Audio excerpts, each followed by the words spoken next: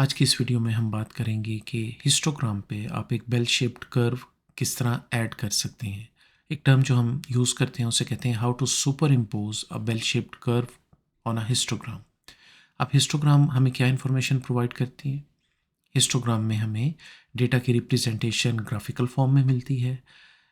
It also gives us the information about the range of the data, frequency of the data and shape of the data. यहाँ पे मैं क्या कर रहा हूँ कि मैं एक वेरिएबल डिफाइन कर रहा हूँ डेटा, और मैं फंक्शन यूज़ कर रहा हूँ आर के अंदर आर नॉर्म। आर नॉर्म एक फंक्शन है आर में जो कि सिमुलेट करता है random data points with specific information. अब वो स्पेसिफिक इंफॉर्मेशन क्या है कि मैं आर को कह रहा हूँ कि 1000 डेटा पॉइंट्स जनरेट करे जिनका मीन हो 50 और जिनकी स्टैंडर्ड डिविएशन हो 10। जब मैं ये रन करता हूँ script, I see this value is loaded in environment. अब अगर आप इस वैल्यू को चेक करना चाह रहे हैं, so these are 1000 data points, ये आप चेक कर सकते हैं। These are 1000 data points with a mean of 50 and standard deviation of 10। अब अगर मैं हिस्टोग्राम ड्रॉ करना चाह रहा हूँ इन डेटा पॉइंट्स की, चूँकि ये नॉर्मली डिस्ट्रीब्यूटेड डेटा पॉइंट्स हैं, you will see the histogram in this form. अब आप ये देख सकते हैं कि आपके पास ये हिस्टोग्राम इन डेटा पॉइंट्स के बारे में हमें इंफॉर्मेशन प्रोवाइड कर रही है, और इसके बारे में हम डिटेल में बात लास्ट वीडियो में कर चुके हैं। अब हम बात करेंगे कि इसके ऊपर आप एक डेंसिटी कर्व किस तरह ऐड कर सकते हैं। सो अगर आपने एक हिस्टोग्राम पे डेंसिटी कर्व ऐड करना है तो सबसे पहले आपको हिस्टोग्राम को मॉडिफाई करना होगा। एक आप एडिशनल आर्गूमेंट ऐड करते हैं, that is probability is equal to true. अब आप ये देखिएगा कि आपके वाई एक्सिस में इस टाइम आपको फ्रीक्वेंसी की इंफॉर्मेशन मिल रही है।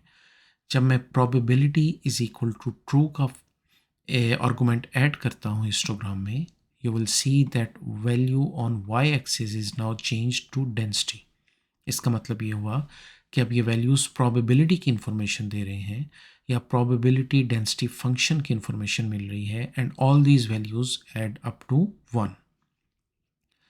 जब हमारे पास हिस्टोग्राम इस फॉर्म में अवेलेबल हो, तब हम नेक्स्ट फंक्शन यूज़ करते हैं लाइंस। हम एक लाइन ड्रॉ करना चाह रहे हैं इस हिस्टोग्राम के ऊपर जिसकी शेप फॉलो करे इस डेटा की शेप को, और हम उसके अंदर डेंसिटी का फंक्शन यूज़ करते हैं और डेटा को लोड कर देते हैं। कलर हम उस लाइन का कहते हैं रेड होना चाहिए, और line width LWD is equal to 2, इसका मतलब है लाइन विड्थ 2 होनी चाहिए।